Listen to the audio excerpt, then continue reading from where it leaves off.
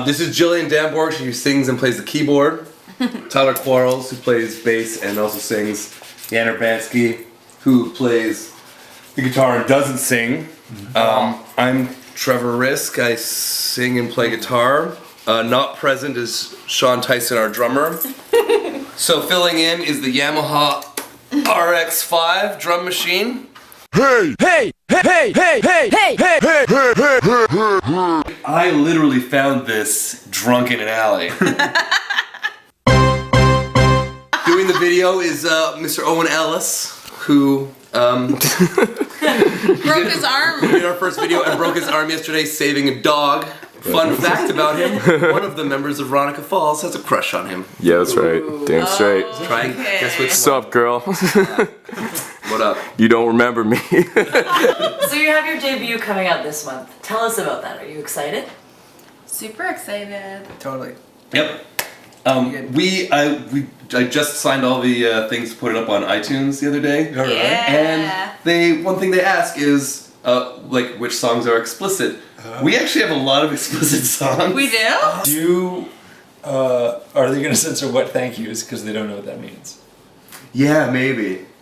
Like they don't like remember. So every song is. Well, remember how like the radio FCC did not know what skeet meant for a while, so they just let that be all on the radio. What about Star Spangled Rammer? Is that fine? No, that has the word tits in it, but it's a historical reference to like the economy being like there's too many pigs for the tits. Right.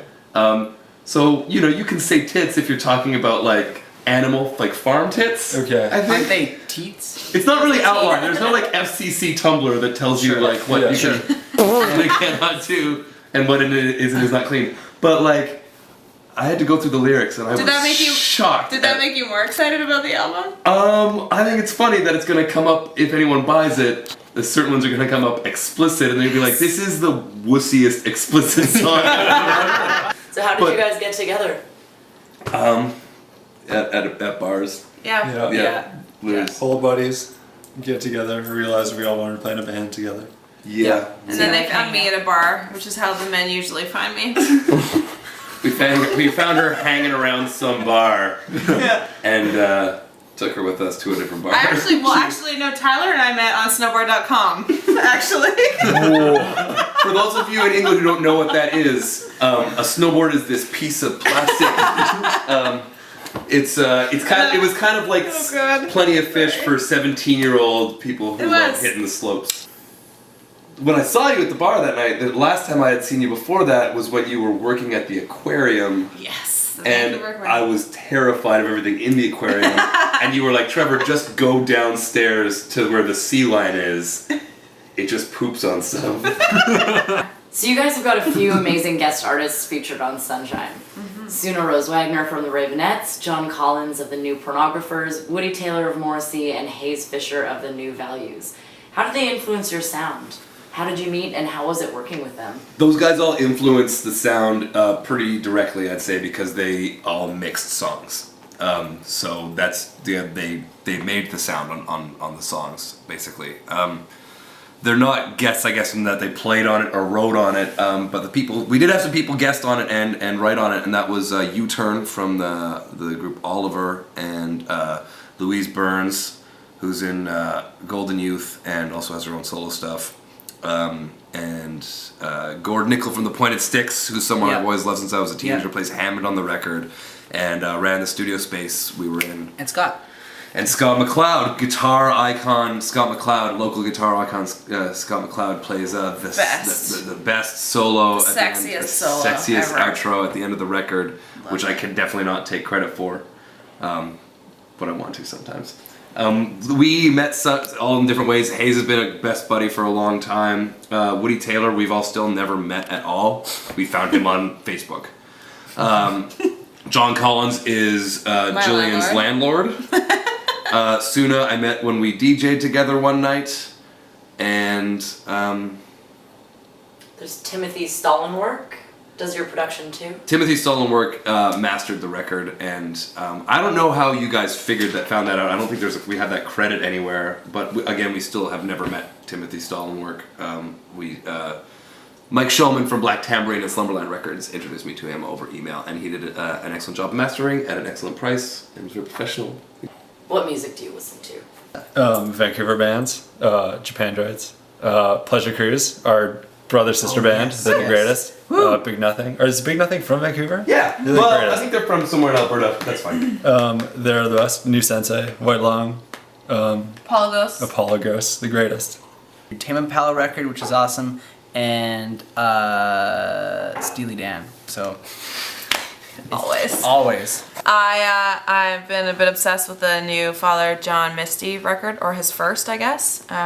So that's been on repeat. I'm not being ironic or cheeky when I literally say I've been listening to Maxi Priest lately.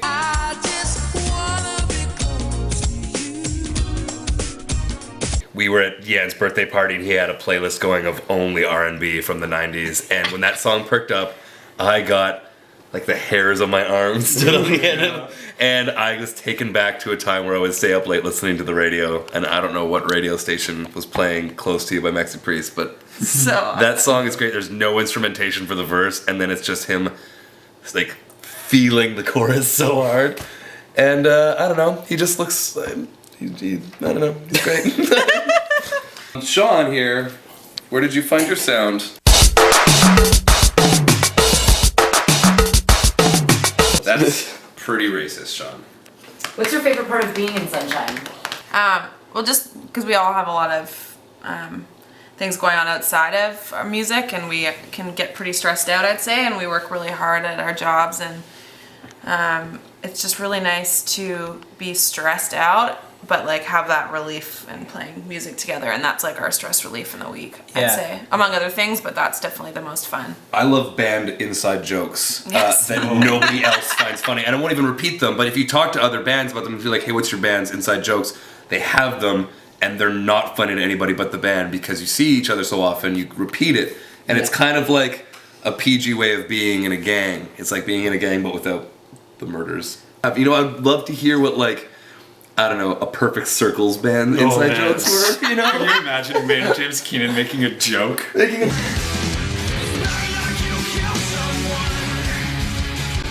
How do your songs come together? Tell us about your creative process and what's important to you in a track. Well, I'd like to think that you can work on stuff in your head for a long time before we ever even hear what you're talking about or what you're working on, and it's unique because it's an environment where you'll come to the table with a new tune, and it's so far developed in your head that we don't even know what the song sounds like at the end, but we're already playing like altogether the first couple of tunes or first couple of notes at the beginning. If that makes any sense. Right. But that's you. So like Yeah. Not for Trevor. Yeah. Right. Yeah, and so and then if there's little things that happen throughout the process that we decide are working better or not working later on, that's an edit that makes later. But usually it's creating this whole thing you've already thought of in your head. Right. Sometimes it doesn't work at all, sometimes you scrap it. Yeah.